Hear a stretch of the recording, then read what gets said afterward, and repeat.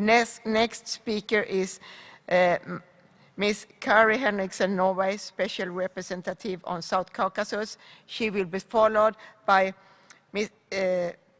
Chair of the Second Committee, Asay Guliev, Azerbaijan Special Representative on Southeast Europe.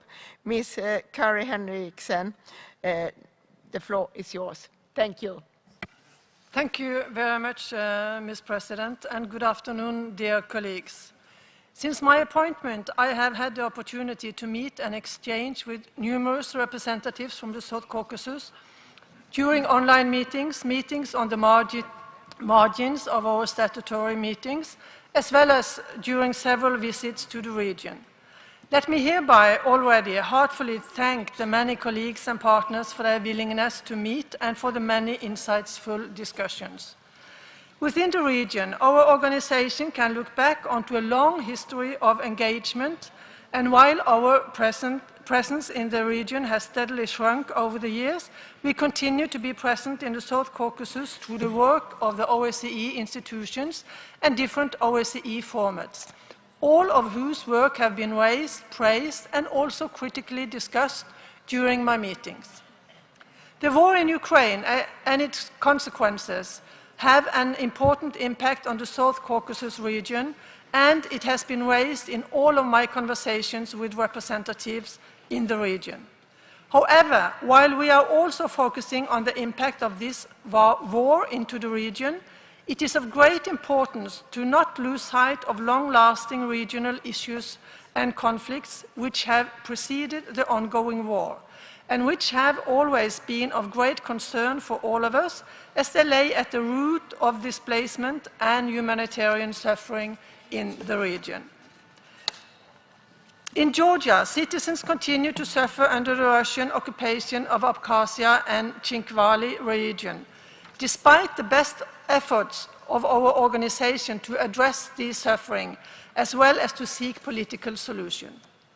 Armenia and Azerbaijan ended their armed conflict in 2020, and despite disagreements around certain points, both still seek to address many issues, in particular of humanitarian nature, to safeguard a safe and stable future for citizens in both countries.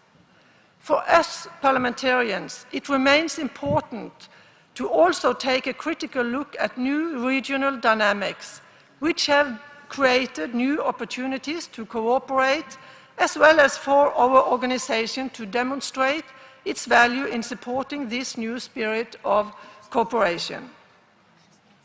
As you will see in my report, I recommend to strengthen regional parliamentary dialogue through defining formats within our assembly, discuss shared regional problems. In addition, support the relaunch of people-to-people contact in the region through grassroots formats and civil society dialogue. This will be vital for confidence-building measures and reconciliation.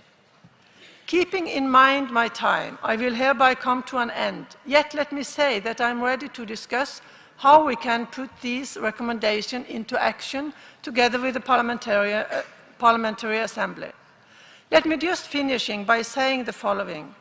The three countries in the region, Armenia, Azerbaijan, and Georgia, have two things in common. One is the remarkable hospitality I have been shown during my visits and my meetings with the many partners from the region. I sincerely want to thank all of them once again for their openness and to their willingness to address the challenges they face and suggest solutions. The other, while having suffered under these consequences of conflicts for decades, it is remarkable to witness the common desire for peace and long-lasting stability in the region. With this common desire, I am optimistic for the future development in the region. I will also use this opportunity to thank the Secretariat for their good work in facilitating all these visits and meetings. Thank you, Ms. President. Thank you, Ms. Kari Henriksen.